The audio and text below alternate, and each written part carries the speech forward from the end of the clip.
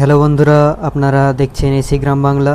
আজ আমি উপস্থিত হয়েছি কলকাতার অন্যতম বৃহত্তম এবং ঐতিহাসিক ধর্মীয় উৎসব ইসকন কলকাতার ৫৫তম রথযাত্রায়। চারিদিকে শুধু হরে কৃষ্ণ হরে রাম ধ্বনি, মৃদঙ্গ ও করতালের সুর, হাজারো হাজারো ভক্তের উচ্ছ্বাস আর ভক্তিময় পরিবেশ। সত্যি বলতে এখানে না এলে এই অনুভূতিটা ভাষায় বোঝানো খুবই কঠিন। তবুও আমি চেষ্টা করেছি এই অসাধারণ পরিবেশের প্রতিটি মুহূর্ত আপনাদের কাছে পৌঁছে দিতে। আজকের এই রথযাত্রা শুধু একটি ধর্মীয় অনুষ্ঠান নয়, এটি কোটি কোটি মানুষের বিশ্বাস, ভক্তি এবং ভালোবাসার এক মহান মিলন।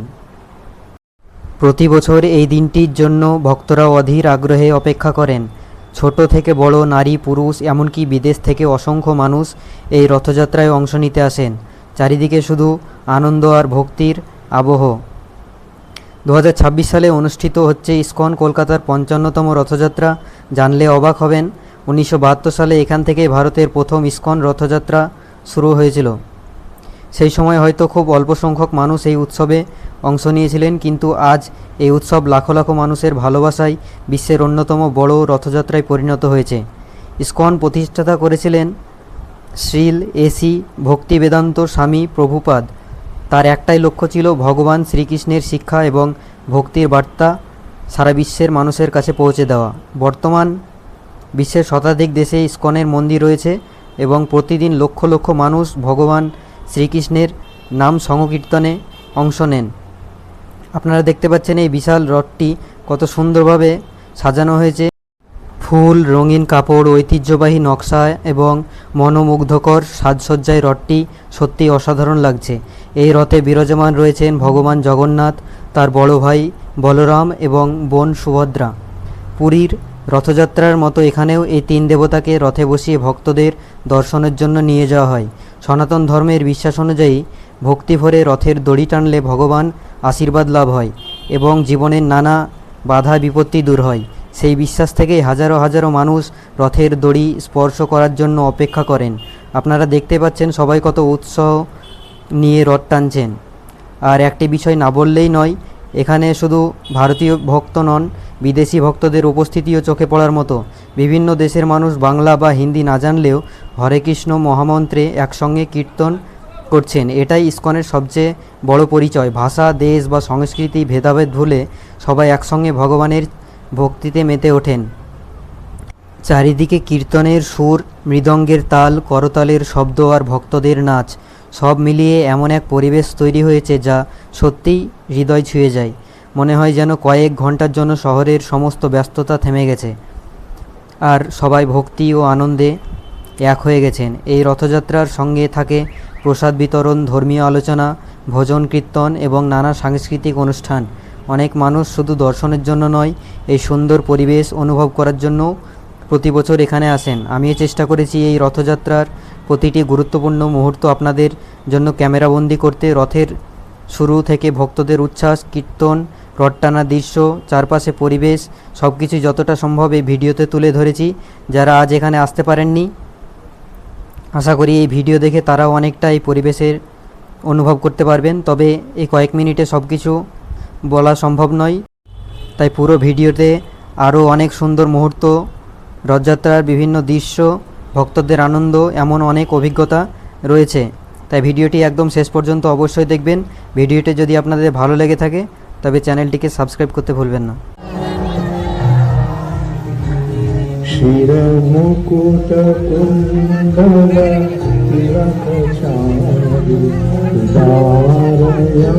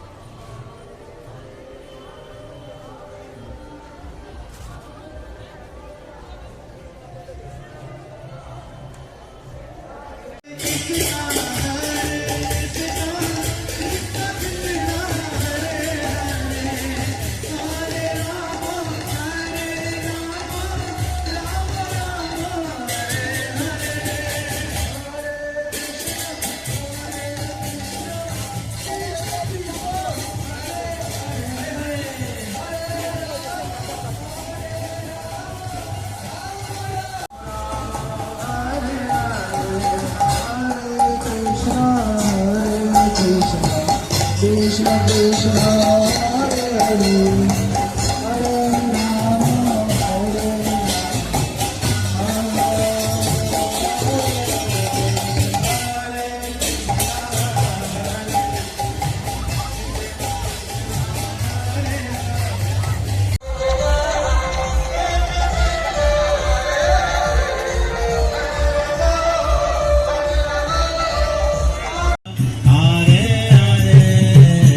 Hare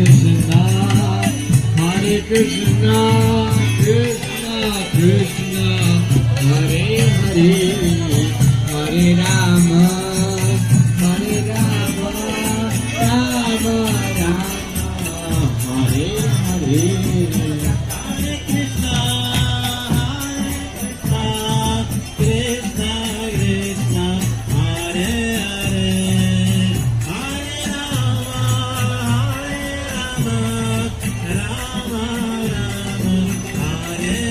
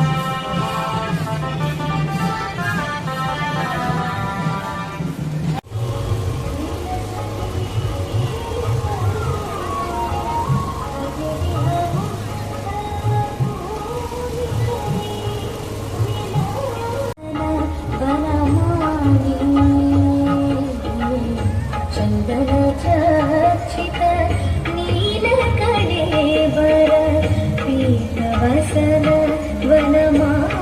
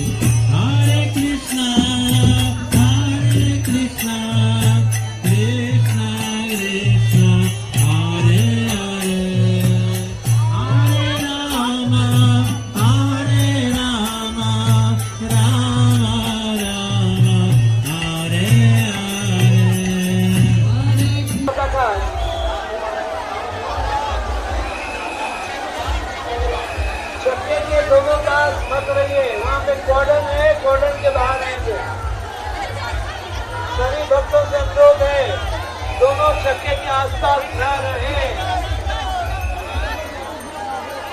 कोई भी खतरा हो सकता है।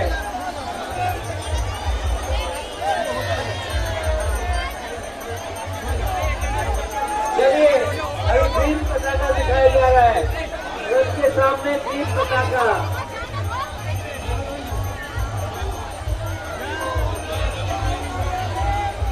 কেউ চাকার পাশে যাবে না, দয়া করে বারে আমার অনুরোধ, চাকার সন্তানে কেউ যাবে না।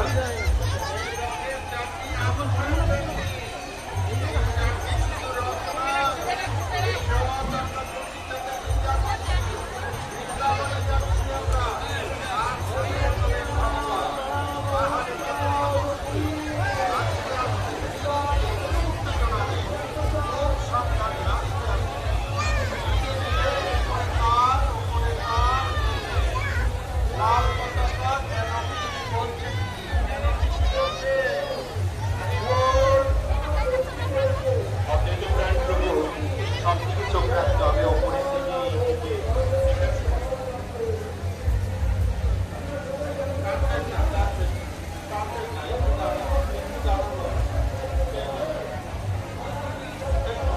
ধীর অব্দি যেতে দিন, কারণ সামনে একটা টার্ন আছে, ওই টার্নটা দিতে সময় লাগে।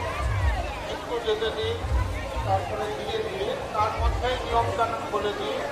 সবুজ পতাকা থাকলেই তবেই যাবে।